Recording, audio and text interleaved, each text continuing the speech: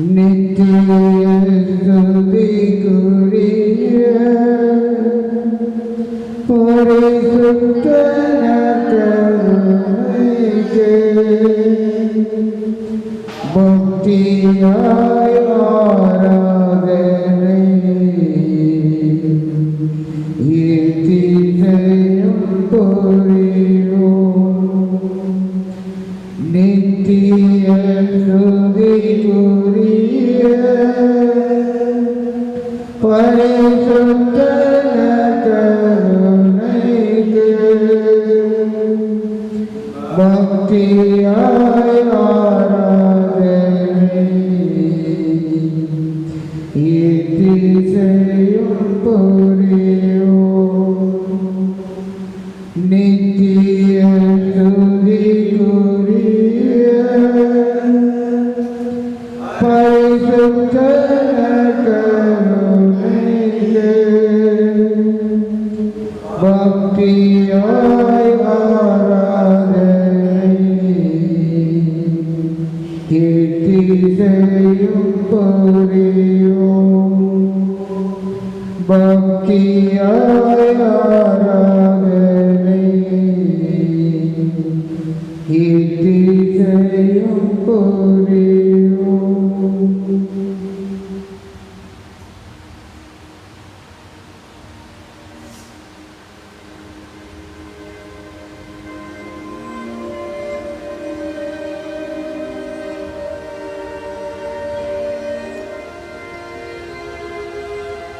நற்கருணையில் வீற்றிருக்கின்ற எங்கள் நற்கருணை நாதனே,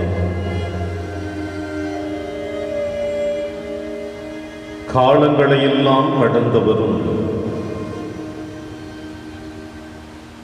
எங்கள் அனைவரையும் உமது அன்பின் பாதையில் அழைத்துச் செல்லக்கூடியவரும்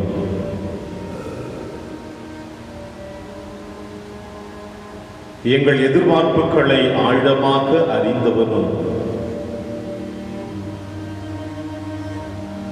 நாங்கள் நரக நெருப்புக்கு உள்ளாகாமல் இருக்க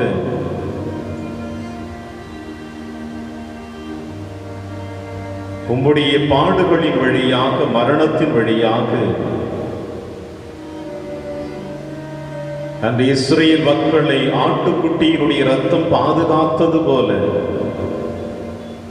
இதோ எங்கள் ஒவ்வொருவரையும் உமது இரத்தத்தினால் தூய்மைப்படுத்தி பாதுகாத்து கொண்டிருப்பவரே, உமக்கு நாங்கள் நன்றி செலுத்துகிறோம். இயேசுவே,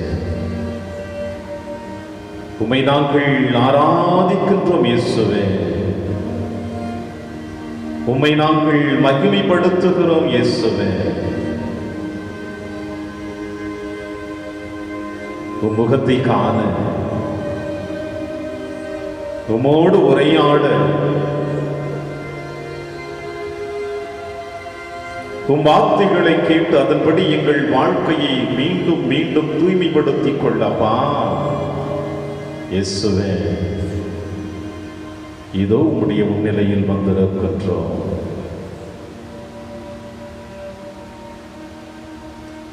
ஆண்டின் பொது காலத்தின் இறுதி வெள்ளிக்கிழமை இன்றைய நாளில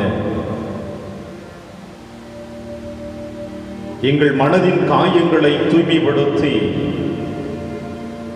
எங்கள் பாவ வாழ்வை, அசுத்த வாழ்வை அகற்றி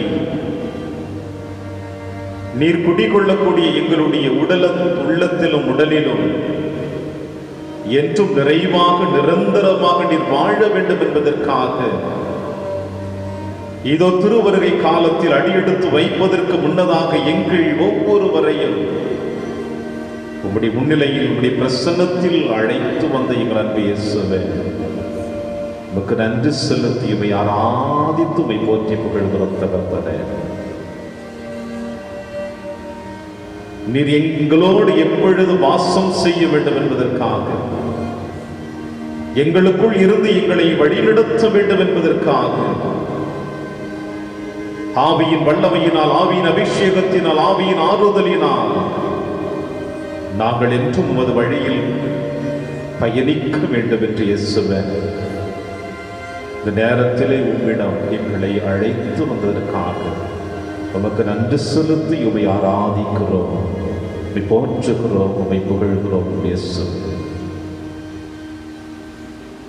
இது இந்த அற்புதமான மாலை வேளையில் உம்முடைய முன்னிலையில் வந்திருக்கிற நீங்கள் ஒவ்வொருவரையும் உம் திருப்பாதத்தில் அமர்ந்து உம் முகத்தை பார்த்து உம் மொழியை கேட்டு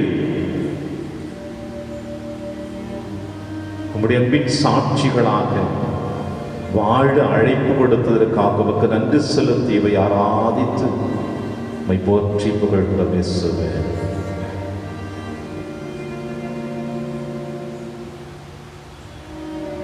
அப்பா, இந்த நேரம்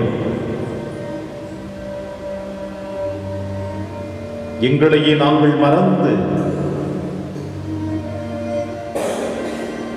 எங்கள் சிந்தனைகளை உம்மிடம் அழைத்து வந்து இதை இந்த ஆண்டின் பொது காலத்தில் இத்தனை வாரங்களாக நாங்கள் உம்மோடு உடைய வார்த்தைகளை கேட்டு அதை பயனுள்ளதாக மாற்றி இருக்கிறேனா என்று சிந்திக்கவும் எங்களுக்கு அழைப்பு கொடுத்ததற்காக இயேசுவே உமக்கு நன்றி செலுத்தி இவை ஆராதித்து போற்றி புகழ்கிறோம். அப்பா,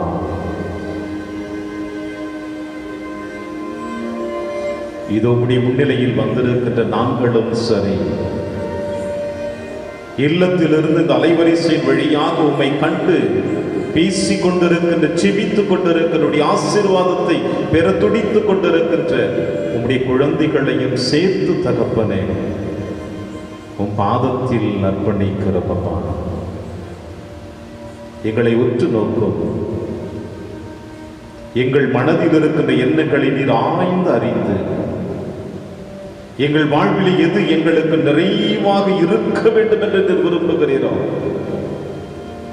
அதை இந்த நேரத்தில் தகப்பனே எங்களுக்கு அபரிமிதமாக கொடுக்க உடைய முன்னிலையில் வந்திருக்கின்றோம்.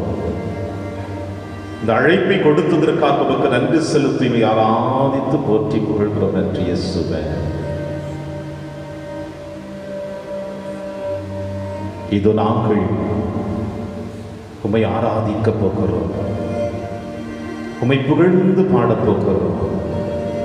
உம்மை போற்றி புகழ்ந்து பாடி உம்முடைய பிரசன்னத்திலே தேவதூதர்கள் மகிழ்ச்சியோடு இருப்பது போல, உம்முடைய பிரசன்னத்திலே சீடர்கள் மகிழ்ச்சியோடு இருப்பது போல, உம்முடைய பிரசன்னத்திலே புனிதர்கள் கூட்டம் மகிழ்ச்சியாக இருப்பது போல, இது நாங்களும் இந்த மண்ணுலகிலே உம்முடைய நற்கருணை நாதனுடைய முன்னிலையில் மகிழ்ச்சியோடு நாங்களும் உம்முடைய பிரசன்னத்திலே வாழ வேண்டும் என்று விரும்பி உம்மை ஆராதித்து போற்றி புகழப் போகிறோம் இயேசுவே.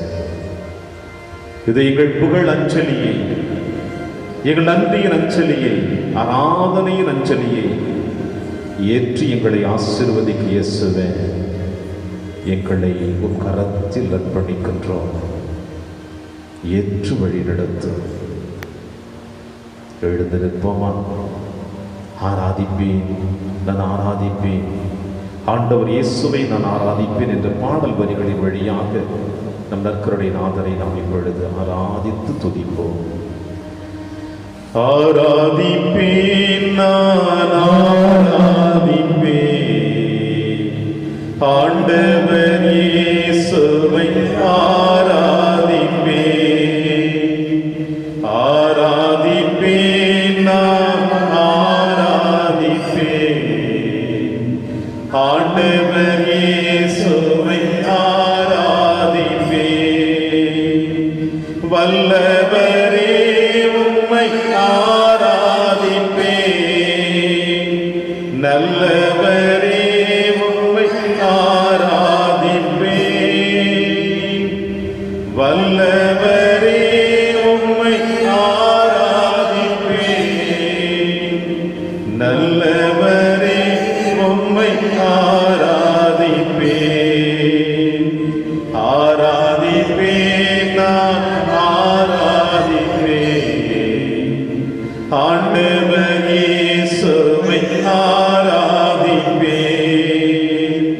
பரிசுத்த உள்ளத்தோடு ஆராதிப்பேன், பணிந்து குனிந்து ஆராதிப்பேன், பரிசுத்த உள்ளத்தோடு ஆராதிப்பேன், பணிந்து குனிந்து ஆராதிப்பேன்,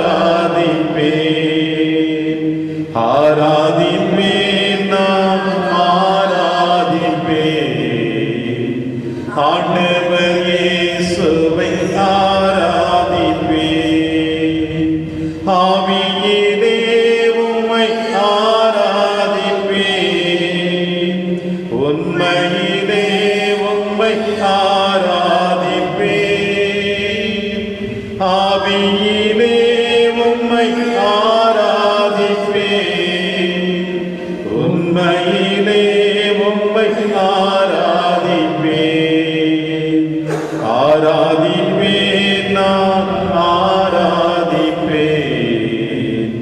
ஆண்டவர் இயேசுவை ஆராதிப்பேன், தூதர்களோடு ஆராதிப்பேன், ஸ்தோத்திர பலியோடு ஆராதிப்பேன், தூதர்களோடு ஆராதிப்பேன், ஸ்தோத்திர பலியோடு ஆராதிப்பேன். ஆராதிப்பேன், நான் ஆராதிப்பேன், ஆண்டவர் இயேசுவை ஆராதிப்பேன். காண்பவரை நான் ஆராதிப்பேன், காப்பவரை நான் ஆராதிப்பேன், காண்பவரை நான் ஆராதிப்பேன், காப்பவரை நான் ஆராதிப்பேன். ஆராதிப்பேன், நான் ஆராதிப்பேன், ஆண்டவர் இயேசுவை ஆராதிப்பேன். ஆராதிப்பேன், நான் ஆராதிப்பேன், ஆண்டவர் இயேசுவை ஆராதிப்பேன்.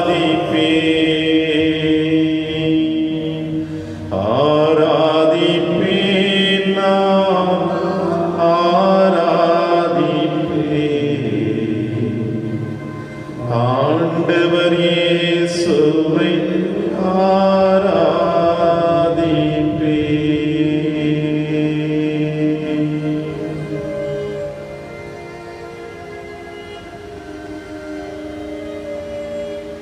ஆராதனையும் புகழும் மகிமையும் என்றென்றும் உமக்கு உரியதாக என் அன்பு இயேசுவே. இது இந்த நேரத்தில் உம்மை ஆராதித்து வணங்கி உம்மை போற்றி புகழ்ந்து உம்மிடம் எங்களை சரணடைய வைத்திருக்கிறவப்பா இயேசுவே. எங்களை உற்று நோக்குமப்பா, எங்களை கூர்ந்து கவனித்து எங்களுடைய வாழ்நாளில் சந்தித்த எல்லா விதமான இன்பத் தருணங்களாக இருக்கட்டும், துயர தருணங்களாக இருக்கட்டும், எதிலும் நாங்கள் தலை தூக்கி நிற்காதபடி தகப்பனே உடைய பாதுகாப்பு நிழலில் எங்களை வழிநடத்தி செல்லுமை ஜெபிக்கிறோமப்பா.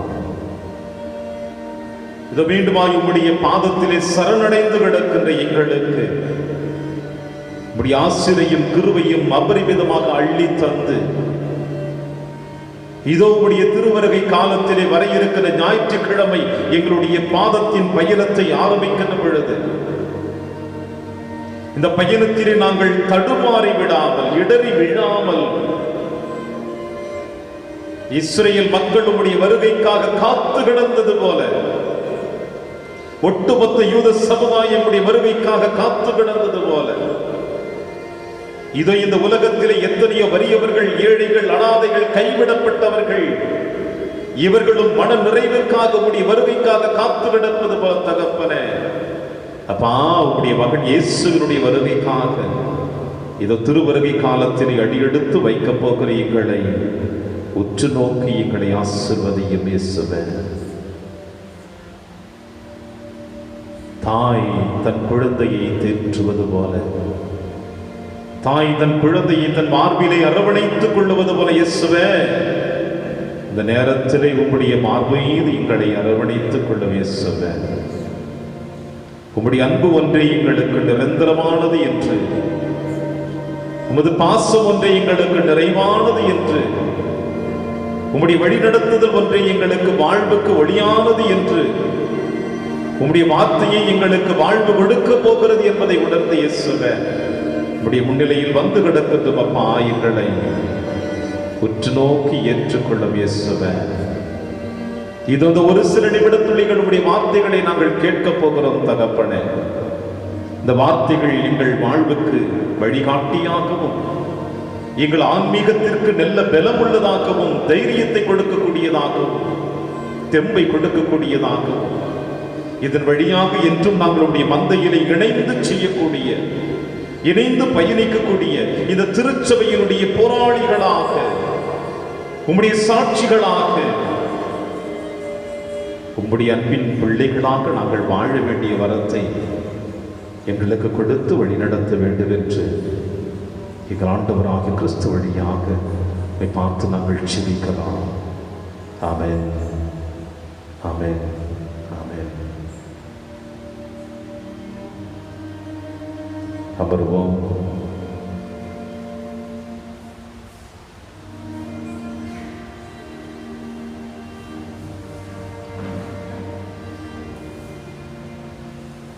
Praise the Lord.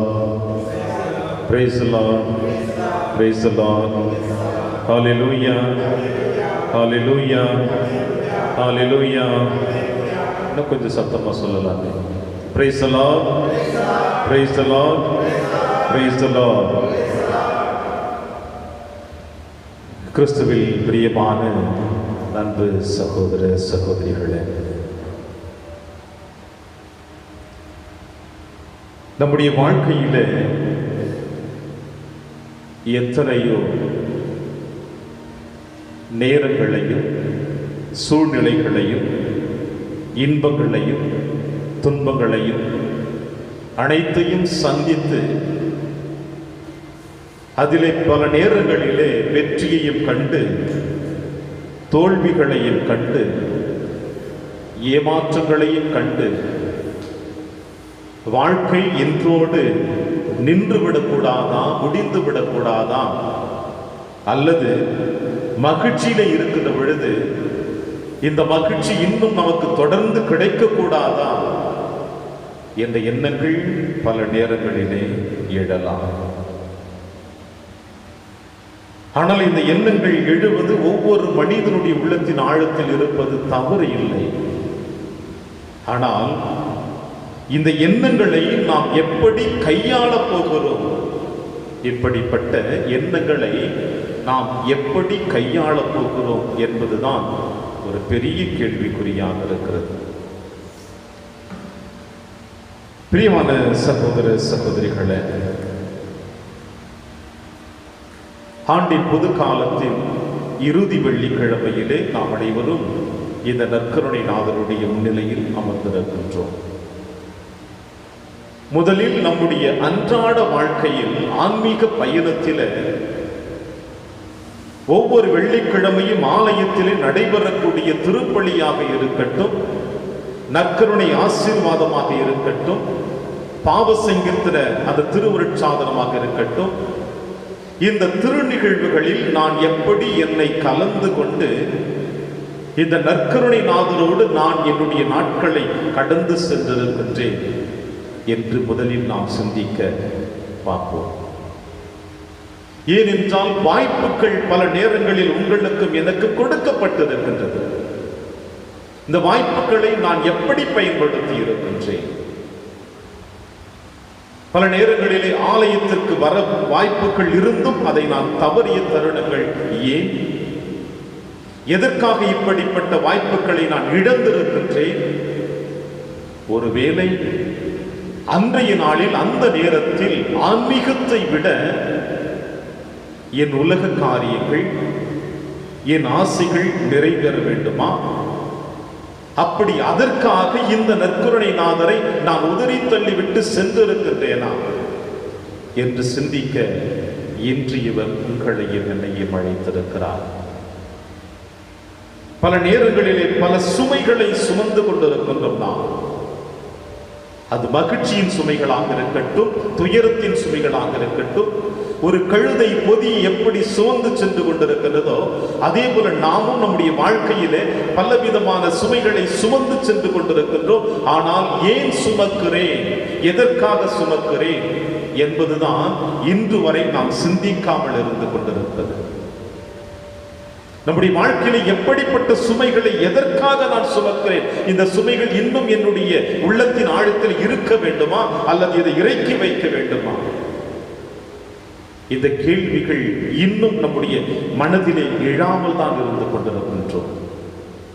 எழுந்து விட்டால் எது நமக்கு தேவையோ அதை சுமக்க முடியும், எது நமக்கு தேவையில்லையோ அதை ஒதுக்கி வைக்க முடியும். காரணம் என்னவென்றால் பலவிதமான எண்ணங்களுக்கு மத்தியிலே, ஆசைகளுக்கு மத்தியிலே தன் சாயலாக உங்களையும் என்னையும் படைத்த இந்த நற்கருணை நாதரை அவருடைய பாடுகளினால், அவருடைய மரணத்தினால், அவருடைய திரு ரத்தத்தினால் உங்களுடைய என்னுடைய உள்ளத்தை தூய்மைப்படுத்தியவரை பல நேரங்களிலே நாம் மறந்து மறந்து வாழ்ந்து கொண்டிருக்கின்றோம்.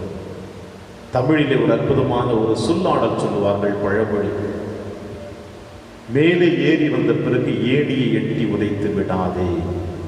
மேலே ஏறி வந்த பிறகு ஏணியை எட்டி உதைத்து விடாதே. உன்னுடைய வாழ்க்கையின் உயரத்திற்கு பயன்படுத்தப்பட்ட யார் உனக்கு உதவி செய்தார்களோ உயர்ந்து வருவதற்கு, யார் உன்னை கீழே விழுந்து கிடக்கும் பொழுது கரம் பிடித்து தூக்கி நிறுத்தினார்களோ, யார் நீர் ஏழ்மையில் இருக்கிற பொழுது உன்னை உயர்த்தி வைத்து அழகு பார்த்தார்களோ, யார் நீர் கண்ணீரோடு இருக்கும் பொழுது உன்னுடைய கண்ணீரை துடைத்தார்களோ, அவர்களை ஒரு பொழுதும் நீர் மறந்து விடாதே. இவை அனைத்திற்கும் ஒட்டுமொத்தமான காரணமாக இருப்பவர் இந்த நற்கருணை நாதர் மட்டும்தான். நான் கண்ணீரோடு இருக்கின்ற பொழுது யாரோ ஒரு மனிதன் எனக்கு கண்ணீரை துடைத்து விட்டான். பசியோடு இருக்கின்ற பொழுது என்னை தெரியாத ஒரு பாடி பரதேசி எனக்கு உணவு கொடுத்தான். கஷ்டத்தோடு இருக்கின்ற பொழுது என்னுடைய கஷ்டத்தை இன்னொரு மனிதன் எனக்கு உதவி செய்தான் என்றால் அது அவனாக செய்து விடவில்லை, மாறாக இவர் அவனுக்கு நம்மை வெளிப்படுத்தி இருக்கிறார். அதோ அங்கே போ, என் மகன் பசியோடு இருக்கிறார், என் மகள் பசியோடு இருக்கிறாள், அவளுக்கு நீ சென்று அவனுக்கு நீ சென்று உணவு கொடு என்று இவர் அனுப்பி வைத்தார். எனவேதான் இறுதி தீர்வையின் பொழுது அவர் சொன்ன வார்த்தையை நாம் கேட்கிறோம், வாருங்கள் என் தந்தையின் ஆசி பெற்றவர்களே, உலகம் தோன்றியது முதல் உங்களுக்காக ஏற்பாடு செய்யப்பட்டிருக்கின்ற என் தந்தையின் இல்லத்திற்கு வாருங்கள். ஏனென்றால் நான் பசியாக இருந்தேன், உணவின்றி இருந்தேன், ஆடையின்றி இருந்தேன், அந்நியனாக இருந்தேன். நீங்கள் எனக்கு அனைத்தையும் கொடுத்து என்னை ஆசீர்வதித்தீர்கள், என்னை பாதுகாத்தீர்கள். இவர் சொன்ன வார்த்தை.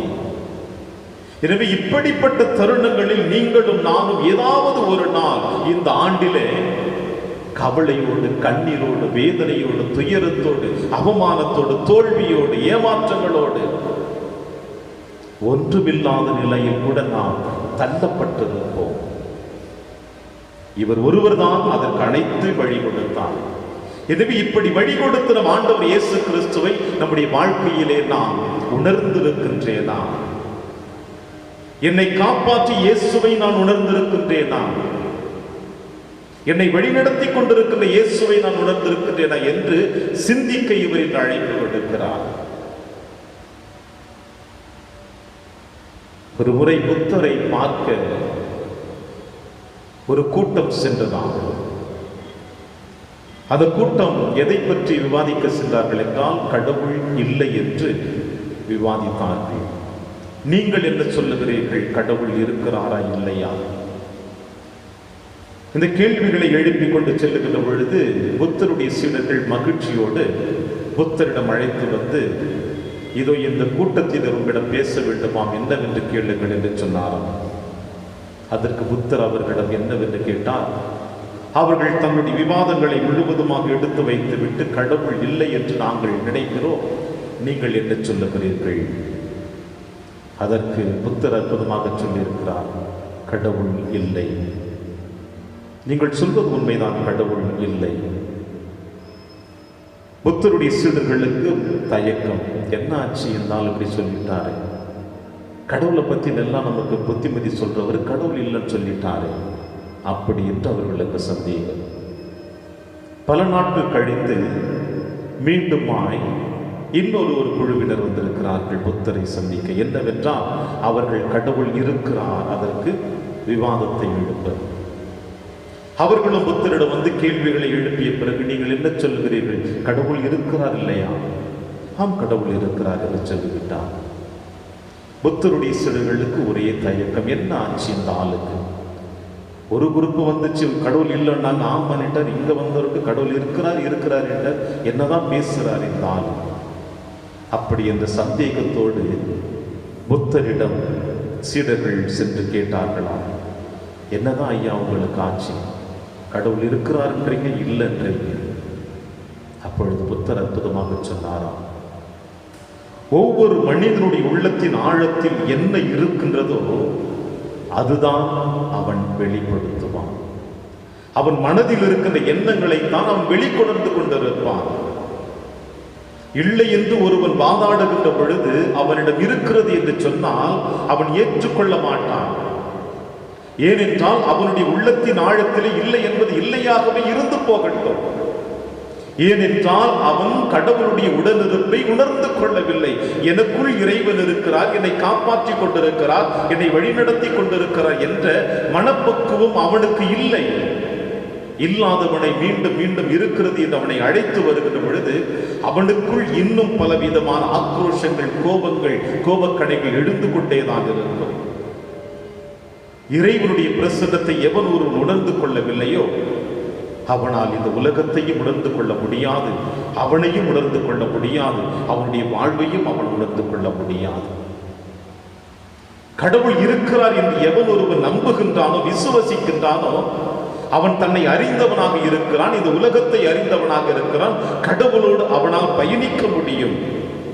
எனவே இல்லை என்று அவனிடம் இல்லை என்றும் இருக்கிறது என்று இருக்கின்றது என்று சொல்லுகின்ற பொழுது அவனவன் நிறைவாக செல்லுவான் என்று புத்தர் அவன் தன்னுடைய சீடர்களிடம் சொன்னார்.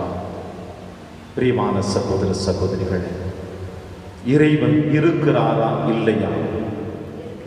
இறைவன் இருப்பதும் இல்லை என்பதும் நம்முடைய வார்த்தைகளால் மட்டுமல்ல, ஆண்டவர் எப்பொழுதும் இருந்து கொண்டுதான் இருக்கிறார். ஆனால் அவர் இருக்கிறார் என்பதை நாம் உணரவில்லை என்றால் நாம் இறைவனை காண முடியாது, இறைவனை அனுபவிக்க முடியாது, இறைவனோடு நம்மால் பயணிக்க முடியாது. உலகம் தோன்றியது முதல் இன்று வரை இறைவன் இருந்து கொண்டுதான் இருக்கிறார். இறைவன் உலா வந்து கொண்டிருக்கிறார். நமக்குள் வாழ்ந்து கொண்டு எப்பொழுதுமே வழிநடத்தி கொள்ள அவர் விரும்பிக் கொண்டிருக்கிறார். அவருடைய பிரசன்னத்தை நாம் அறிந்து கொள்ள முடியாமல், அவரை ஏற்றுக்கொள்ள முடியாமல் நாம் இன்று வரை அவரை ஓரம் கட்டி ஒதுக்கி வாழ்ந்து கொண்டிருப்பதுதான் மனவேதனைக்குரிய தருணமாக இருக்கிறது. பிரியமான தேவ பிள்ளைகளே, அந்த வரிசையில் இன்னும் ஒரு சில நாட்கள், நாளை சனிக்கிழமை, அடுத்த நாள் ஞாயிற்றுக்கிழமை, திருவருகை காலத்தின் முதல் ஞாயிற்றுக்கிழமை நம்முடைய ஆன்மீக பயணத்தை ஆரம்பிக்க போகிறோம். ஆண்டவர் இயேசு கிறிஸ்துவின் வருகைக்காக நாம் நம்மை தயாரிக்க போகிறோம். இந்த தயாரிப்பு எப்படிப்பட்ட தயாரிப்பாக இருக்க வேண்டும்? அப்படி சிந்தித்து பார்த்தோம் என்றால், இந்த ஆண்டின் பொது காலத்திலே 33 வாரங்கள் ஏறக்குறைய, இந்த வாரங்களில் ஒவ்வொரு வெள்ளிக்கிழமையும் நான் இறைவனோடு இந்த நற்கருணை ஆசீர்வாதத்திலே நான் எப்படி என்னை அவரோடு இணைத்துக் கொண்டேன், என்னுடைய ஆன்மீக பயணத்தில் அவரை நான் எப்படி தேடி இருக்கின்றேன். ஒருவேளை அவரை நான் தேடி இருந்தால், ஒருவேளை அவரோடு நான் இணைந்து பயணித்துக் கொண்டிருந்தால், நிச்சயமாக என்னுடைய ஆன்மீக வாழ்வு அவரிலே நிறைவையும் மகிழ்ச்சியையும் சந்தோஷத்தையும் காணும். இல்லை என்றால் இந்த ஆன்மீக வாழ்வு எனக்கு பலன் தராமல் தான் சென்று கொண்டிருக்கும். இன்றைய நற்செய்தி வாசகத்தை நீங்களும் நானும் கவனமாக கேட்டோம் என்றால், ஆண்டவர் இயேசு கிறிஸ்து அற்புதமாக சொல்லுவார், விண்ணும் மண்ணும் ஒழிந்து போகும், ஆனால் என் வார்த்தைகளோ ஒழியவே மாட்டான். இந்த உலகமும் விண்ணும் முழுவதுமாக அழிந்து போனாலும் என் வார்த்தைகள் இன்று வரை அழியாது, என்றுமே அழியாது. ஏறக்குறைய 2020 ஆண்டுகளுக்கு முன்னதாக இந்த நற்கருணை நாதர் சொன்ன வார்த்தை. வேதம் எப்படி எழுதப்பட்டது, திருவிவிலியம் எப்படி எழுதப்பட்டது என்று அதனுடைய வரலாற்று நிகழ்வுகளை நாம் சற்று புரட்டி பார்த்தோம் என்றால், மனிதர்களால் எழுதப்பட்டதாக இருந்தாலும் ஆவியானவருடைய தூண்டுதலின் வழியாக, ஆவியானவருடைய ஏவுதலின் வழியாகத்தான் திருவிவிலியம் எழுதப்பட்டது என்று நம் அனைவருக்கும் தெரிந்த ஒரு உண்மை. ஏதோ ஒரு மனிதர்கள் எழுதி வைத்து விட்டு சென்றிருந்தார்கள் என்றால் காலப்போக்கிலே அந்த வார்த்தைகள் அழிந்து போயிருக்கும். ஆனால் தேவனால், அவருடைய ஆவியின் அபிஷேகத்தினால் மனிதர்கள் ஒவ்வொருவரும் இதை எழுதியவர்கள் பதிவு செய்ததினால்தான் இந்த வார்த்தை இன்று வரை உங்களுக்கும் எனக்கும் கொடுக்கப்பட்டிருக்கின்றது. அதோடு சேர்ந்து இன்னொரு வார்த்தையை பேதுரு சொல்லுவார் இயேசுவை பார்த்து, ஆண்டவரே, நாங்கள் யாரிடம் போவோம்? வாழ்வு தரும் வார்த்தை உம்மிடம் தானே உள்ளன. ஆண்டவரே, நாங்கள் யாரிடம் போவோம்? வாழ்வு தரும் வார்த்தை உம்மிடம் தானே உள்ளன. நம்முடைய அன்றாட வாழ்க்கையிலே எடுத்துக்கொள்ளுவோம். யாராவது ஒரு மனிதரை நாம் சந்திக்க முடிவு செய்தால், அந்த மனிதனிடம் சென்றால், அவனிடம் சென்றால் நமக்கு ஆறுதல் கிடைக்கும். நம்மை நன்றாக கவனித்துக் கொள்ளுவான், நம் தேவைகளை எல்லாம் அவன் பூர்த்தி செய்வான் என்று நாம் நினைத்துக் கொள்ளுவோம். ஒருவேளை நாம் அந்த ஒரு மனிதனை பற்றி யோசிக்கின்ற பொழுது, அந்த மனிதனிடம் சென்றால் இன்னும் இருக்கின்ற நிம்மதியும் நம்மிடம் இருக்கின்ற பொருட்களும் அழிந்து போய்விடும். எனவே அவனையும் நாம் சந்திக்க கூடாது, அவனும் நம்மை சந்திக்க கூடாது என்று பார்த்து அவனிடமிருந்து ஒதுங்கி வாழ்ந்து கொண்டிருக்கின்றோமே. அதுபோல நிறைவை கொடுக்கக்கூடிய, சந்தோஷத்தை கொடுக்கக்கூடிய மனிதனை தேடி செல்வது போல இந்த வாழ்வு தரக்கூடிய வார்த்தை உள்ள இந்த நற்கருணை நாதரிடம் நம்மை நாம் அர்ப்பணிக்கின்ற பொழுதுதான் நமக்கு நிறைவு பெறும். நமக்கு வாழ்வு தருகின்ற நற்கருணை நாதரிடம் நாம் சென்றடைகின்ற பொழுதுதான் அதிலே நாம் மகிழ்ச்சியை பெற முடியும். பிரியமான சகோதர சகோதரிகளே, எனவே தான் ஆண்டவர் இயேசு கிறிஸ்து நற்செய்தி வாசகத்தினுடைய முதல் அத்தியாயத்தில் சொல்லுகிறார், அத்தி மரத்தையும் ஏறியந்த மரத்தையும் பாருங்கள், அவை தளிர்விடும் பொழுது அதை பார்க்கும் நீங்களே கோடைக்காலம் வந்து விட்டது என அறிந்து கொள்கிறீர்கள். லூக்கா எழுதிய நற்செய்தி 21ஆம் அதிகாரம் 29வது இறைவசனம் இவ்வாறு சொல்லுகிறது, அத்தி மரத்தையும் ஏறியந்த மரத்தையும் பார்த்தாலும் அது துளிர் விடுகின்ற பொழுது கோடை காலம் ஆரம்பித்து விட்டது என்று நீங்கள் நினைக்கிறீர்கள். இப்படி இயற்கையினுடைய சூழ்நிலைகளை அனைத்தையும் நன்கு அறிந்து வைத்துக் கொண்டு அந்த இயற்கையின் சூழ்நிலைகளுக்கு ஏற்றார் போல உங்களுடைய கால சூழ்நிலைகளை, உங்களுடைய வாழ்க்கைகளை, உங்களுடைய உடலுக்கு தேவையான எல்லா பொருட்களையும், இந்த உலகத்திற்கு தேவையான எல்லா பொருட்களையும், அழிந்து போகக்கூடிய எல்லா செல்வங்களையும் நீங்கள் சேர்த்து சேர்த்து வைத்து மகிழ்ச்சியோடு வாழ்ந்து கொண்டிருக்கின்ற நீங்கள் உங்களுடைய அழியாமல் இருக்கக்கூடிய ஆன்மீக வாழ்விற்கு நீங்கள் ஏன் இன்னும் உங்களுடைய வாழ்வை புனிதப்படுத்தாமல், அதை தூய்மைப்படுத்தாமல், அதை அக்கறையோடு நீங்கள் தேடாமல் இருந்து கொண்டிருக்கிறீர்கள்? பிரியமான சகோதர சகோதரிகளே, இந்த தளிர் விடுகிற காலம் வருகின்ற பொழுது, அந்த தளிர் விடும் காலம் முடிந்தவுடனே கோடை காலம், வெயில் காலம் வந்துவிடும் என்று சொல்லுவார்கள். இங்கே ஆண்டவர் இயேசு கிறிஸ்து அழிவை நோக்கி சென்று கொண்டிருக்கிறது எருசலேம் நகரமும் எருசலேம் ஆலயமும். ஆனால் இந்த அழிவு நெருங்கிய பிறகு, அழிவை சந்தித்த பிறகு அதனுடைய தீர்வை என்ன என்பதை நீங்கள் உணராமல் வாழ்ந்து கொண்டிருக்கிறீர்கள். அதுபோல இந்த மண்ணுலகில் வாழ்ந்து கொண்டிருக்கின்ற எல்லா மனிதருக்குமே உடல் என்கின்ற இந்த அழிவை சந்திக்கின்ற பொழுது உங்களுடைய ஆன்மாவிற்கு தேவையான அந்த தயாரிப்பை நீங்கள் எப்படி தயாரித்துக் கொண்டிருக்கிறீர்கள்? எனவே அந்த தயாரிப்பு என்பது உங்களிடம் இருக்கிறது. இந்த வாழ்வு தரக்கூடிய வார்த்தை உங்களிடம் இருக்கிறது. இந்த வாழ்வு தரக்கூடிய வார்த்தையை நீங்கள் ஏற்றுக்கொண்டு, அதை புரிந்து கொண்டு அதிலே நீங்கள் நிலைத்து நின்றீர்கள் என்றால் எப்பொழுதுமே நீங்கள் வாழ்வு பெறுவீர்கள், எப்பொழுதுமே நீங்கள் மகிழ்ச்சி அடைவீர்கள், எப்பொழுதுமே உங்களுடைய வாழ்விலே எல்லா விதமான ஆசீர்வாதங்களையும் நான் உங்களுக்கு நிறைவாக தருவேன் என்று இந்த நற்கருணை நாதர் இன்று உங்களுக்கும் எனக்கும் கொடுக்கின்றார்.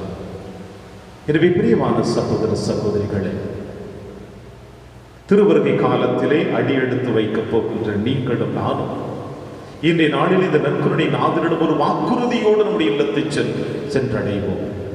இயேசுவே, இந்த மண்ணுலகில் நீர் மனிதனாக பிறக்க வருகின்ற பொழுது, என் இதய குடிலில் நீர் பிறக்கின்ற பொழுது, என் இதயத்திலே, என் உள்ளத்தின் ஆழத்திலே என் ஆன்மா அழுக்கற்றதாக, தூய்மை உள்ளதாக, நீர் பிறக்கக்கூடிய இடமாக நான் மாற்ற எனக்கு நல்லதொரு மனமாற்றத்தை தாரும். இயேசு எனக்கு அது நல்லதொரு மனமாற்றத்தை தருகின்ற பொழுது அதிலே நான் மகிழ்ச்சி அடைவேன் என்று இந்த நற்கருணை நாதரிடம் நாம் இன்றைய நாளிலே அவர் பாதத்திலே இந்த விண்ணப்பத்தை எடுத்து வைப்போம். அப்படி எடுத்து வைக்கிற பொழுது இவர் நிச்சயமாக நம் அனைவரையும் தன் அன்பினால் அரவணைத்து எப்பொழுதும் அவருடைய அன்பின் பிள்ளைகளைப் போல பாதுகாத்து வழிநடத்துவார் என்ற நம்பிக்கையோடு தொடர்ந்து இந்த நற்கருணை ஆசீர்வாதத்திலே நாம் பயணிப்போம். அனைவரும் எழுந்து நிற்போம். இப்பொழுது கண்களை மூடி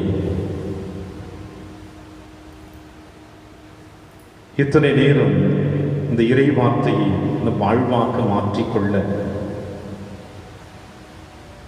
இயேசுவுடைய பிரசன்னம் அவருடைய வார்த்தை நம் வாழ்வை தொடுவதற்காக இதோ அவருடைய முன்னிலையில் வந்திருக்கின்ற நாம்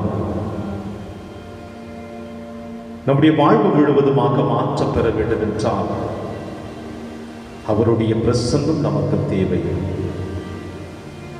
எனவே ஒரு சில நிமிட துளிகள் இந்த பாடல் வரிகளோடு இணைந்து கண்களை மூடியவர்களாக உங்கள் சிந்தனைகளை எந்த விதத்திலும் சிதற விடாமல்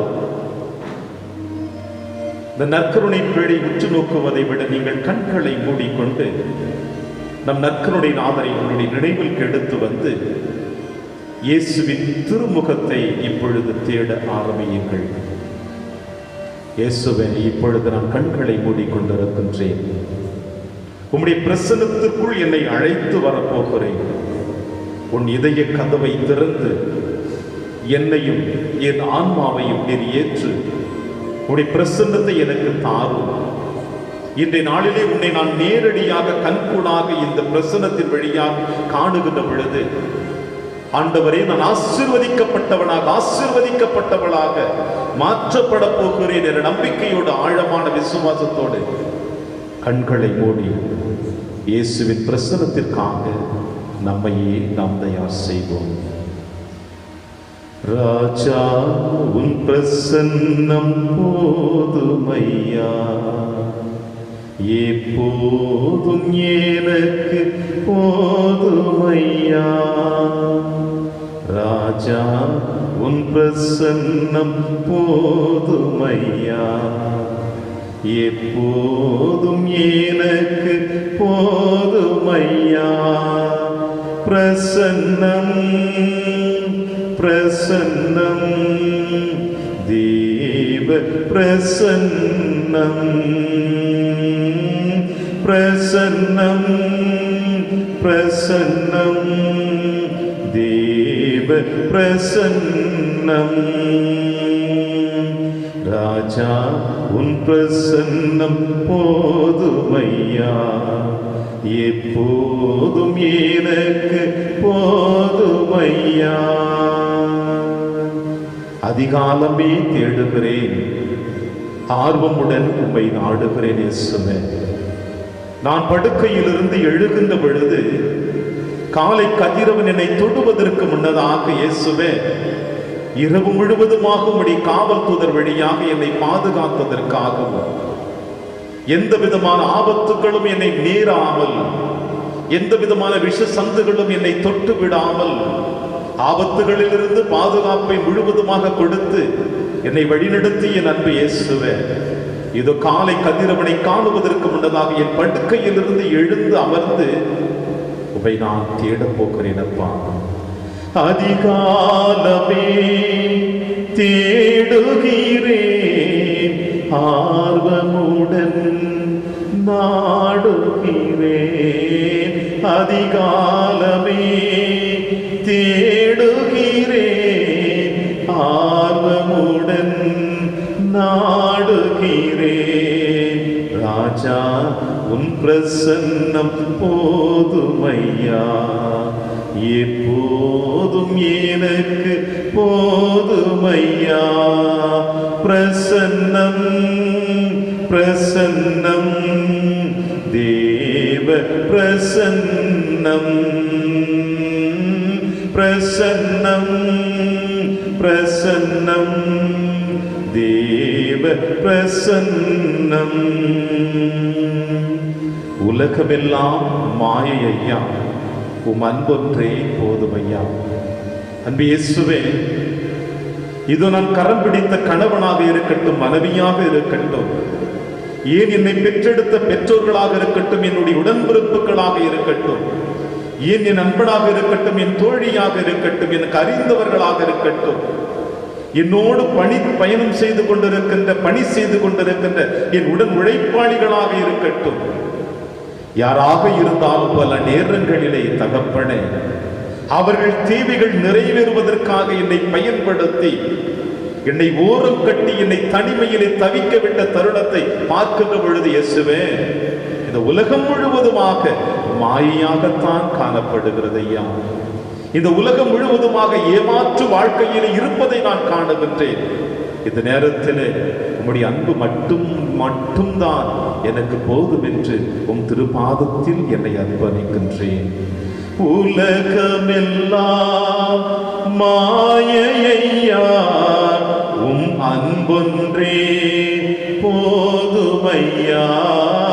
உலகமெல்லாம் மாயையா, உம் அன்பொன்றே போதுமையா. ராஜா உன் பிரசன்னம் போதுமையா, எப்போதும் எனக்கு போதுமையா. ராஜா உன் பிரசன்னம் போதுமையா, எப்போதும் எனக்கு போதுமையா. கரம் பிடித்த நாயகரே, கைவிடாத தூயவரே, அப்பா இயேசுவே, பல நேரங்களிலே தோல்விகளில் நான் துவண்டு கீழே விழுகின்ற பொழுது, அவமானத்தினால் நான் சோர்ந்து கிடக்கின்ற பொழுது, என்னுடைய பாவ வாழ்க்கையினால் நான் தனிமைப்படுத்தப்பட்டிருக்கின்ற பொழுது, என் வாழ்க்கையை முழுவதுமாக அழித்துக் கொள்ள நினைத்துக் கொண்டிருக்கின்ற பொழுது இயேசுவே, உம்முடைய அன்பின் கரத்தினால் என்னை கரம் பிடித்து உம்முடைய தோள் மீது என்னை சாய்த்து கொண்டு, மகனே மகளே கலங்காதே என்று என்னை கரம் பிடித்து அழைத்து சென்ற கைவிடாத தூய என் இயேசுவே, இந்த நேரத்திலே அந்த நிகழ்வுகளை நினைத்து நன்றியோடு ஒரு திருப்பாதம் வந்திருக்கின்றேன். கரம் பிடித்த நாயகரே, கைவிடாத தூயவரே, கரம் பிடித்த நாயகரே, கைவிடாத தூயவரே. ராஜா உன் பிரசன்னம் போதுமையா, எப்போதும் எனக்கு போதுமையா. ராஜா உன் பிரசன்னம் போதுமையா, எப்போதும் எனக்கு போதுமையா. பிரசன்னம் பிரசன்னம் தேவ பிரசன்னம், பிரசன்னம் பிரசன்னம் தேவ பிரசன்னம். ராஜா உம் பிரசன்னம் போதுமையா, எப்போதும் எனக்கு போதுமையா.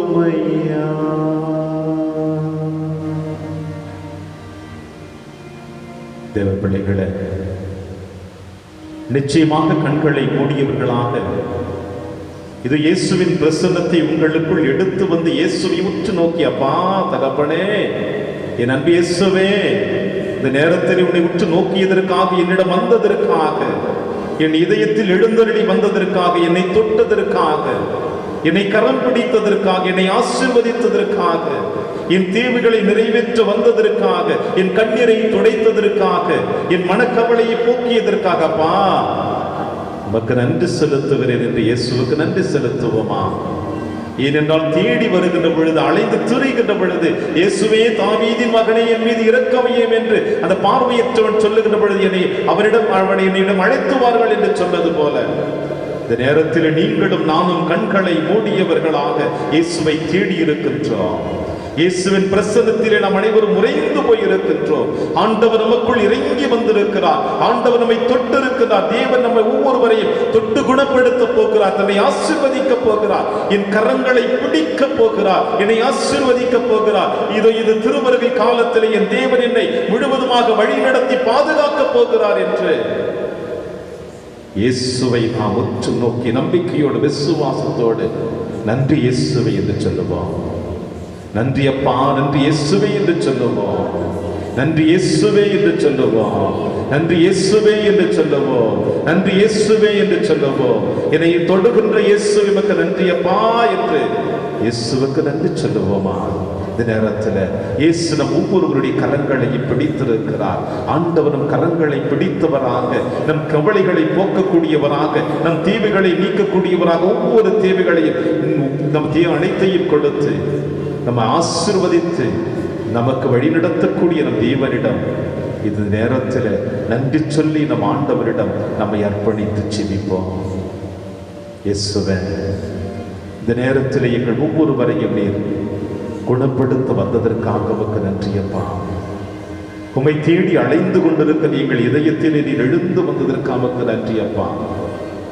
எங்களை ஆசீர்வதிக்க வந்ததற்கு உமக்கு நன்றியப்பா.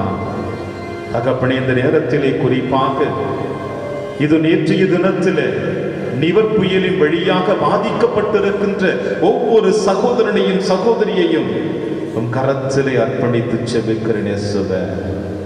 இயற்கை சூழ்நிலைகளின் காரணமாக வாழ்வாதாரத்தை இழந்து செய்துகின்ற தொழில்கள் அனைத்தையும் இழந்தவர்களாக கண்ணீரோடு இனி எப்படி நாங்கள் வாழ முடியும் என்ற கவலைகளோடு வாழ்ந்து கொண்டிருக்கின்ற ஒவ்வொரு சகோதரனையும் சகோதரியையும் தகப்பனை கரத்தில் அர்ப்பணிக்கிறோமப்பா. குறிப்பாக புதுச்சேரி பகுதியிலிருந்து மரக்கால வரையிலும் இப்படிப்பட்ட பாதிப்புக்கு உள்ளாக்கப்பட்டிருக்கிற என் சகோதரனையும் சகோதரியும் நற்கருணை நாதரையும் கரத்தில் அர்ப்பணிக்கிறேன் இயேசுவே. நீரே வாழ்வு தரக்கூடிய வார்த்தை உள்ளவராக இருந்து கொண்டிருக்கிறேன். என்னை கரம் நீட்டி ஜெபிக்கின்ற பிள்ளைகளை, என்னிடம் ஓடி வருகின்ற பிள்ளைகளை நான் ஆசீர்வதிப்பேன், அவர்களுக்கு இரட்டிப்பாக நான் கொடுப்பேன் என்று வாக்குறுதி கொடுத்த எங்கள் அன்பு இயேசுவே. இந்த நேரத்தில் அந்த சகோதரனையும் சகோதரியும் இயற்கை சீற்றத்தின் வழியாக நிவர் புயலின் வழியாக பாதிக்கப்பட்டிருக்கின்ற அந்த பகுதிகளில் உடைய பிரசன்னத்தை முழுவதுமாக இறங்கச் செய்து தகப்பனே, அவர்கள் கண்ணீரை துடைத்து விடுமப்பா. அவர்களுக்கு மாற்று வழியை கொடுத்து தங்கள் வாழ்க்கையிலே சந்தித்து தோற்று போன, ஏமாந்து போன, இழந்து போன அனைத்தையும் தகப்பனே உம்முடைய தேவ பிரசன்னத்தின் வழியாக அவர்களுக்கு வேறு ஏதாவது ஒரு வழியிலே உம்முடைய பிரசன்னத்தை வெளிப்படுத்தி கலங்காத பிள்ளைகளை நான் இருக்கிறேன் உங்களோடு. உங்கள் தொழிலை நான் ஆசீர்வதிப்பேன். நீங்கள் இழந்து போனதை அபரிமிதமாக இரட்டிப்பாக நான் உனக்கு யோபுவுக்கு கொடுத்தது போல இதோ நான் உனக்கு கொடுக்க போகிறேன். ஏனென்றால் யோபுவிடம் நான் கொடுத்த வாக்குறுதி, யோபுவை சந்தித்த சாத்தானிடம் நான் கொடுத்த வாக்குறுதி, அவன் உயிரை தவிர மற்ற அனைத்தையும் எடுத்துக்கொள் என்று கொடுத்து அவன் உயிரை தொடாமல் இருக்கின்ற வரையில் என்னை போற்றி புகழ்ந்தது போல தகப்பனே, உம்மை போற்றி புகழ்ந்து கொண்டிருக்கின்ற, உமக்கு நன்றி செலுத்தி கொண்டிருக்கின்ற, உம்முடைய பிரசன்னத்தை தேடி அலைந்து கொண்டிருக்கின்ற, வாழ்வாதாரத்தை இழந்து தவித்துக் கொண்டிருக்கின்ற அந்த பிள்ளைகள் ஒவ்வொருவரையும் கரத்தில் அர்ப்பணிக்கிறனப்பா. அவர்களை ஆசீர்வதியும், அவர்கள் மத்தியில் நெருங்கி வாரும் தகப்பனே. அன்று உம்முடைய விண்ணகம் சென்ற பிறகு சீடர்கள் பயந்து ஒளிந்து இருட்டறைகள் இருக்கின்ற பொழுது ஆவியினுடைய அபிஷேகத்தை வல்லமையை பெற்று வெளியே எழுந்தது வந்து போல இது அனைத்தையும் இழந்து விட்டேன் என்று கண்ணீரோடு இருக்கின்ற பிள்ளைகளுக்கு இப்படி ஆவியின் வல்லமையின் வழியாக தைரியத்தையும் மன தைரியத்தையும் திடத்தையும் கொடுத்து அவர்களுக்கு வாழ்க்கையினுடைய போராட்டத்தை சந்திக்கக்கூடிய நல்லதொரு மனப்பக்குவத்தை கொடுக்க வேண்டும் என்று தகப்பட நேரத்தில் ஜெபிக்கிறோம் அப்பா. இது குறிப்பாக இந்த ஆலயத்தில் வந்திருக்கிற தேவ பிள்ளைகள் ஒவ்வொருவரையும் கரத்தில் அர்ப்பணிக்கிறேன் தகப்பனே. பல மைல் தூரம் கடந்து வந்து பிரசனத்தை நாடி வெள்ளிக்கிழமை என்றாலே அனற்கருணை நாதரை நான் காணப்போகிறேன், என் தேவைகளை பூர்த்தி செய்ய போகிறார் நம்பிக்கையோடு வந்திருக்கின்ற இந்த பிள்ளைகள் ஒவ்வொருவரையும் கரத்தில் அர்ப்பணிக்கிறேன் அப்பா. இந்த பிள்ளைகளை ஆசீர்வதியும் தகப்பனே. இவர்கள் மனதில் இருக்கிற கவலைகளை நீக்கி கண்ணீரை துடைத்து ஒவ்வொரு வெள்ளிக்கிழமை நற்கருணை நாதரை சந்திக்கிற பொழுதெல்லாம் இந்த வாரம் முழுவதுமாக என் தேவன் எனக்கு திடத்தையும் தைரியத்தையும் பலத்தையும் கொடுத்து வாழ்க்கையிலே போராடக்கூடிய ஆசீர்வாதத்தை கொடுத்திருக்கிறார். என் தேவன் என்னோடு இருக்கின்ற பொழுது நான் எதை பற்றியும் கவலைப்பட போவதில்லை. என் நற்கருணை நாதர் என்னோடு இருக்கிற பொழுது நான் ஆசீர்வதிக்கப்பட்டவனாக ஆசீர்வதிக்கப்பட்டவளாக எதையும் சந்திக்கக்கூடிய தயார் நிலையில் இருக்கிறேன் என்று ஆண்டவரே அந்த மனப்பக்குவத்தை இதோட பிள்ளைகளுக்கு தாரும் தகப்பனே. மேலும் இது அரைவரிசையின் வழியாக மனக்கவலையில் இருக்கின்ற உடல் வியாதியோடு இருக்கின்ற மருத்துவமனையில் அனுமதிக்கப்பட்டிருக்கின்ற எத்தனையோ பிள்ளைகள் செப உதவியை தேடி வந்திருக்கின்ற அனைத்து பிள்ளைகளின் கரத்தில் அர்ப்பணிக்கிறேன். இவர்கள் ஒவ்வொருவரையும் நீர் ஆசீர்வதித்து உம்முடைய தேவ பிரசன்னத்தின் வழியாக உம்முடைய திரு ரத்தம் அந்த உச்சம் தலை முதல் உள்ளம் கால் வரை இறங்கி பாய்ந்தோடுகிற பொழுது அவர்கள் புதுப்படைப்பாக மாற்றி உம்முடைய அன்பின் குழந்தைகளாக வாழுகின்ற வரத்தை என்றும் அவர்களுக்கு கொடுத்து வழிநடத்த வேண்டும் என்று எங்கள் ஆண்டவராகிய கிறிஸ்து வழியாக உம்மை பார்த்து நாங்கள் செபிக்கின்றோம். நன்றி இயேசுவே, நன்றி இயேசுவே, நன்றி இயேசுவே, நன்றி இயேசுவே, நன்றி இயேசுவே, நன்றி இயேசுவே, நன்றி இயேசுவே, நன்றி இயேசுவே, நன்றி இயேசுவே.